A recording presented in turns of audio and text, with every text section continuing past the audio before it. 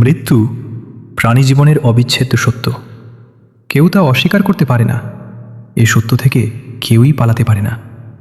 রাব্বুল আলামিন মহাগ্রন্থ আল কোরআনে ইরশাদ করেছেন, প্রত্যেক প্রাণীকেই মৃত্যুর স্বাদ গ্রহণ করতে হবে এবং তোমরা নিজ নিজ কাজের প্রতিফল সম্পূর্ণভাবেই কিয়ামতের দিন পাবে। সূরা আলে ইমরান ১৮৫, সূরা আনকাবুত ৫৭। অর্থাৎ ধনী গরিব, রাজা প্রজা, শক্তিশালী দুর্বল, সবার জন্যই মৃত্যু এক অনিবার্য গন্তব্য। আর আমরা যে দুনিয়ায় বাস করি এটি সাময়িক।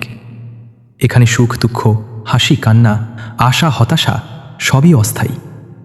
কিন্তু মানুষ ভুলে যায় মৃত্যুর কথা। মায়ার দুনিয়ার চাকচিকেই সে বেশি ডুবে থাকে। মৃত্যুকে আলিঙ্গনের পর প্রত্যেকের কাছে তার চিরস্থায়ী আবাসস্থল তুলে ধরা হয়।